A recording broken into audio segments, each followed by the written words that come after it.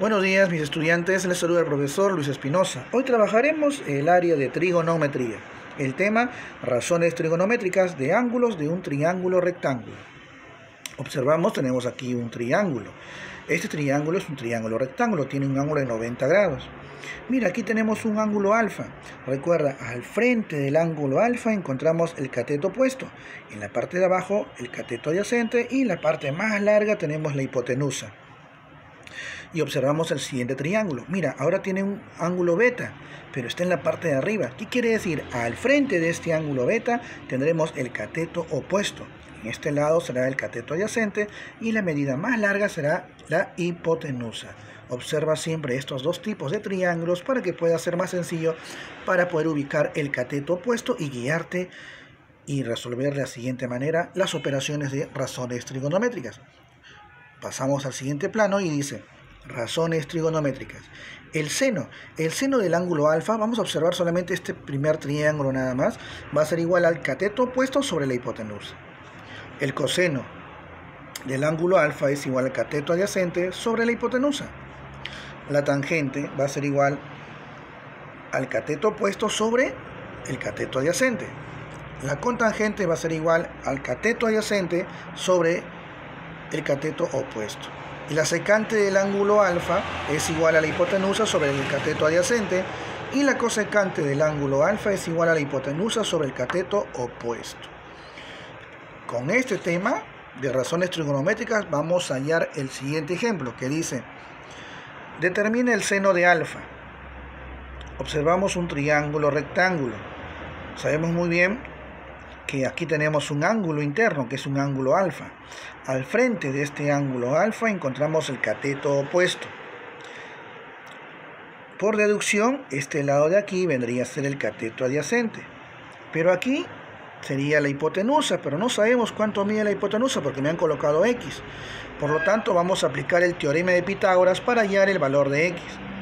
Copio 3, copio 4 y elevamos al cuadrado los catetos, igualamos al valor de X de la hipotenusa. 3 por 3, 9. 4 por 4 es 16. 9 más 16 es 25. X al cuadrado se convierte de potenciación, se convierte en radicación. Raíz cuadrada de 25 es igual a 5. Por lo tanto, la hipotenusa tiene un valor de 5. Al tener el cateto opuesto, el cateto adyacente y la hipotenusa, ahora sí ya puedo hallar el seno de alfa. ¿Cuánto es el seno de alfa? Dice que es el cateto opuesto sobre la hipotenusa, así nos dicen las razones trigonométricas. Por lo tanto, el cateto opuesto mide 3, colocamos 3 sobre la hipotenusa, que mide 5. En la respuesta final, 3/5 es el seno de alfa. Bien, pasamos al siguiente triángulo. Y mira, ahora me piden calcular el coseno de beta. Observamos aquí el ángulo beta. Al frente del ángulo beta encontramos siempre el cateto opuesto. Así es, siempre guíate del ángulo interno. Si aquí tenemos el cateto opuesto, por deducción, aquí tenemos el cateto adyacente, porque la medida más larga será la hipotenusa, que mide 17. Yo pues he colocado CO, H y CA para que te puedas guiar. Pero mira, en el cateto adyacente tenemos X, no sabemos cuánto vale todavía el cateto adyacente. Aplicamos el teorema de Pitágoras para hallar el valor de X. 8 al cuadrado más X al cuadrado es igual a 17, que es la hipotenusa al cuadrado. 8 por 8, 64. X al cuadrado sigo bajando. 17 por 17 es igual a 289. Bajo 289 porque 64 pasará como menos. Sale 225. Potenciación pasa a radicación. La raíz cuadrada de 225 es igual a 15. Por lo tanto, el cateto adyacente mide 15. Pero ahí no termina, porque me pide el coseno de beta. ¿Cuál es el coseno de beta en las razones trigonométricas? Cateto adyacente sobre hipotenusa. Entonces, ¿cuánto mide el cateto adyacente? Mide 15. ¿Cuánto mide la hipotenusa? 17. Por lo tanto, el coseno de beta será 15 sobre 17 en este último triángulo rectángulo.